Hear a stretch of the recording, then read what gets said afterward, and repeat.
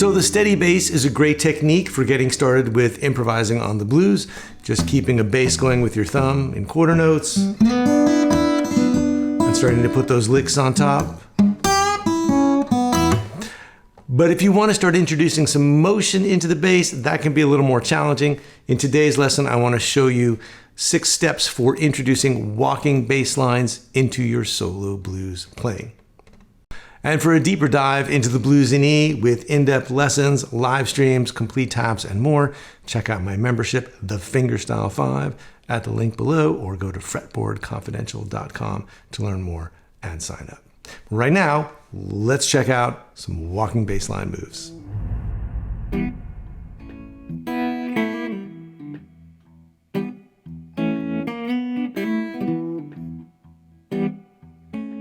All right, so let's first talk about the bass lines themselves, and then we'll talk a little bit about the licks you might put on top of those bass lines. And for the bass lines themselves, there's basically 3 things to keep in mind. One is that the bass line only really needs to move every couple of notes. So you sort of think of like a jazz bass line being like, you're like, oh my God, it's got to change every note. No, it doesn't. There's an earlier kind of swing era jazz bass line that changes every 2 notes. And this is a really good model for playing bass lines on the blues. So that's the first idea. The second idea is that the bass line you play is doing one of 2 things. It's either going somewhere, like it's taking you to the next chord, or it's killing time once you've arrived. Because sometimes you're on a chord and it's not time to move yet, but you still want some motion. So, for instance, we start off on the first chord of an E blues. We're on our way to the A chord already, because there's going to be an A chord in bar 2. So we're going to go E, and then play the third of E, and now we're on the A chord. Great, but now we're really thinking it's time to head back to the 1 chord already for bar 3. So maybe we'll have 2 notes here. And then that's going to take us back to the E. Now we're on the E for 2 bars. The first of those 2 bars, bar 3, we're kind of killing time. Maybe we just go root 5th, and that takes us back to the root. And now it's time to go up to the A chord again in bar 4. And now we're on A for 2 bars. The first of those 2 bars, we're also kind of killing time. It's not time to go anywhere. So we play the root, and then the 5th, and then the root, and now it's time to get back to E. So you can see that it's always one of those 2 things. On our way to A, on our way to E, killing time on E. On our way to A, killing time on A.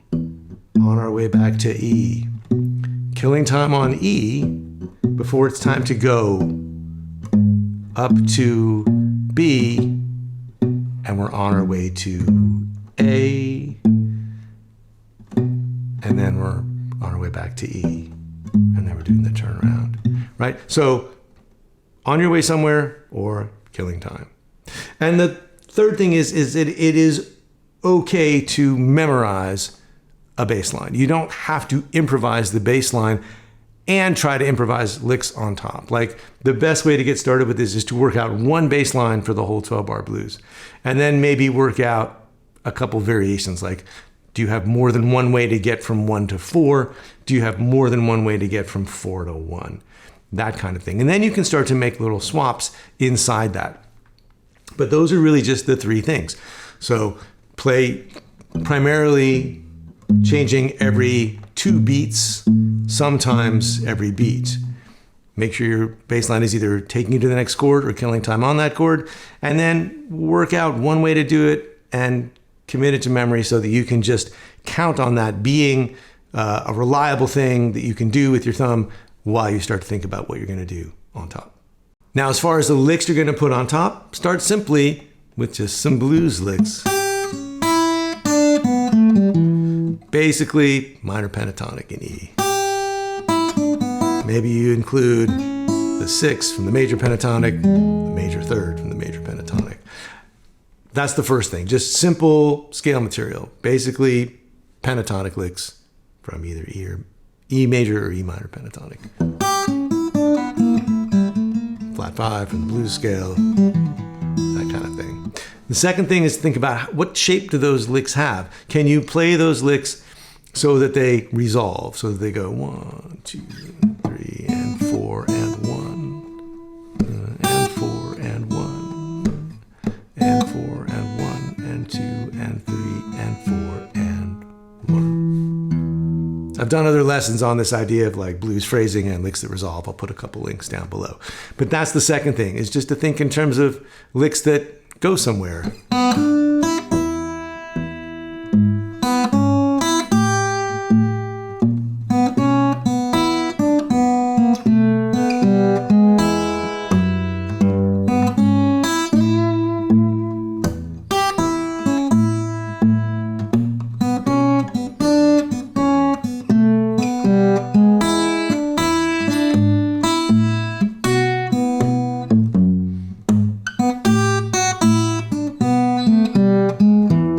And those kinds of licks leave space, which leaves bandwidth for you to think about your thumb.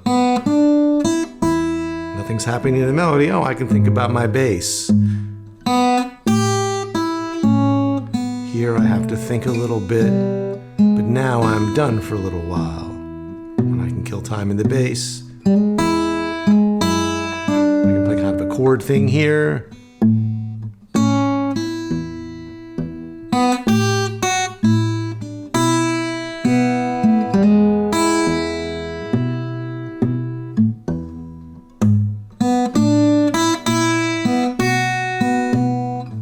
Space to think about the bass.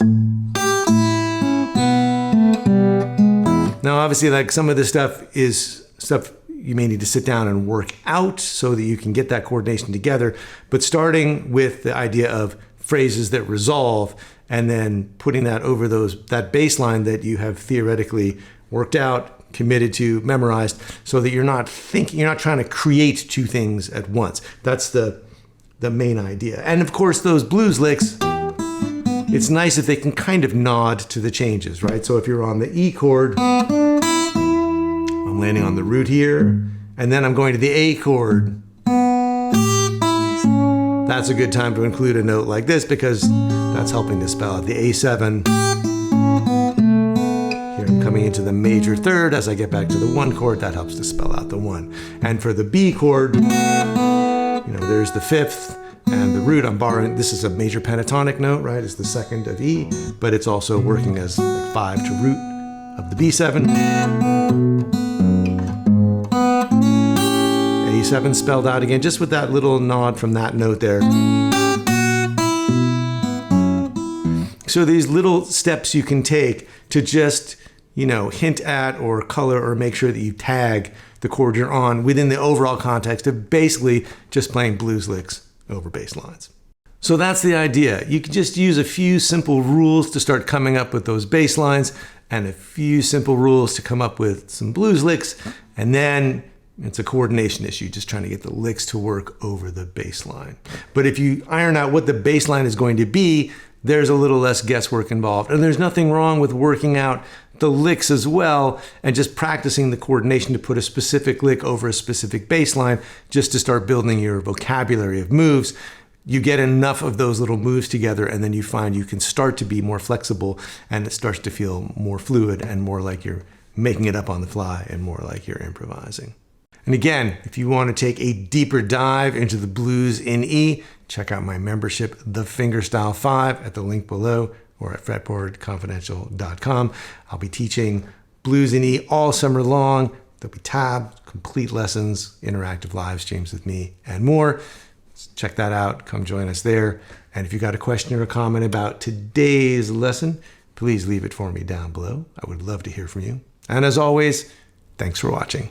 I'll see you next time.